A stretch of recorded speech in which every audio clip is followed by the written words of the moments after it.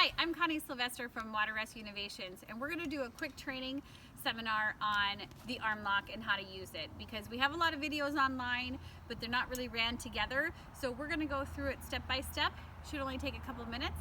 And if you have any questions, you can email me at csylvester@arm-loc.com. All right, so here's the ARM-LOC. It comes in a throw bag. This is Christopher, by the way. He's going to be my tester today. So we take it, we step on the cord because there's a cord that sticks out of it.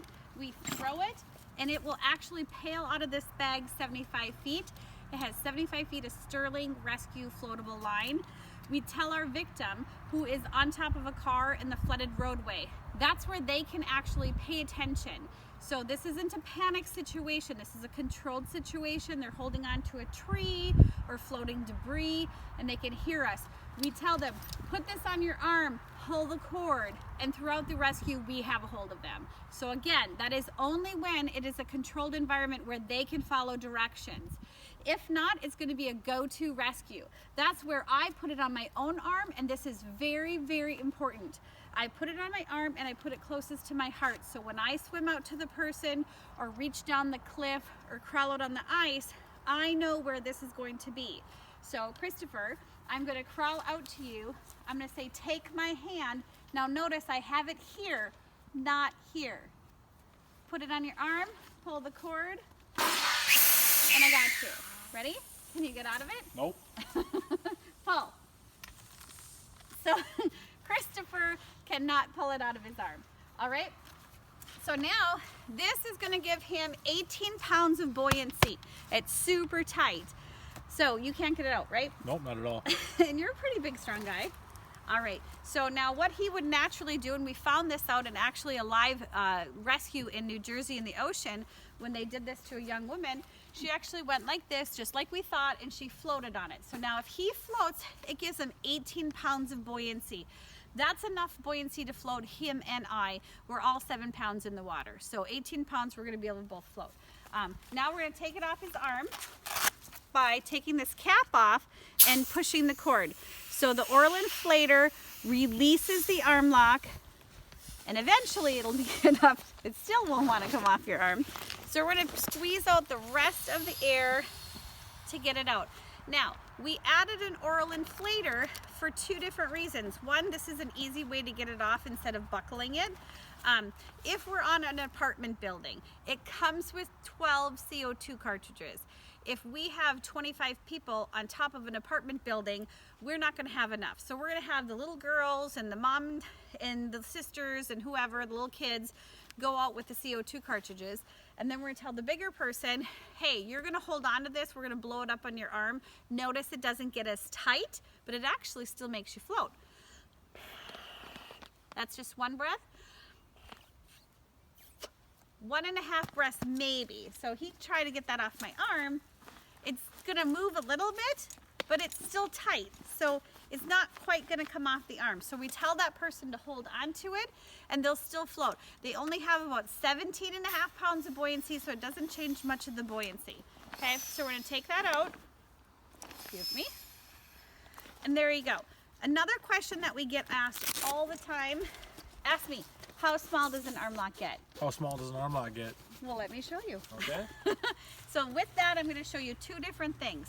For one, you never put this one back in the bag. This little pinhole says that it's expired. So we're going to throw it on the ground or give it to someone else, but hold on to that. We're going to pull out a new one. Now this one doesn't have a hole in it. So this is the arm. Put it in, out. If you screw it in with it out, it will actually spray CO2 all over the place. It hurts. Don't do that. I've done it. It's bad. Kathy actually did it too one time. Put that in, put it in like this. Okay, now it's reloaded and ready to go again. Now we're going to use that same expired CO2 cartridge, please, sir. Thank you very much. We're going to put this in. Okay, that's representing that little girl. Try to get that out.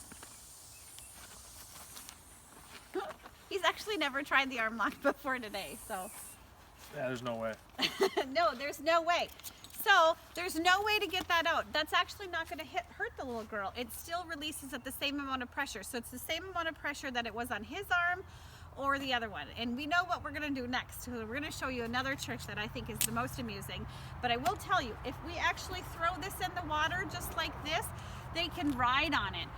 So even if we throw this out to somebody and they can't put it on their arm and pull the cord, or maybe they accidentally pull the cord before they put their arm in, they still have a nice floaty ball, okay?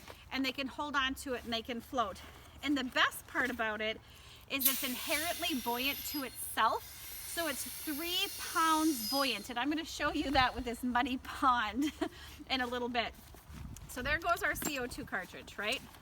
So inherently buoyant means that it's inherently buoyant to itself. It weighs 3 pounds and it has 3 pounds of buoyancy. Again, we throw that on the ground, put the arm in. We have enough buoyancy, so when we throw out an average throw bag, it's really hard to find the end of that rope.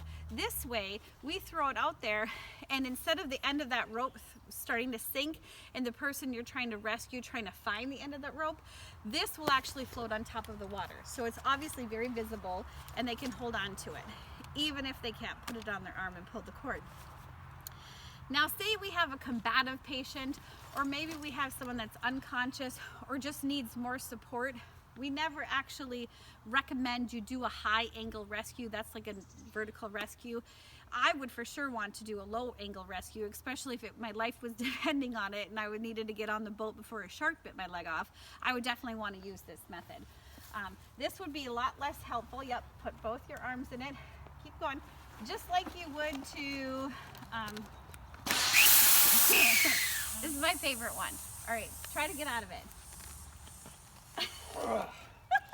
It actually gets tighter, so the more you fight with it, it's kind of like, what is that snake called? Like a cobra or something? Chinese finger trap. Chinese finger trap. Yeah, we actually can't say that anymore because, you know, it insults people. So, there. Now we got out of it because I released it. It's hard, isn't it? Yeah. Yeah, exactly.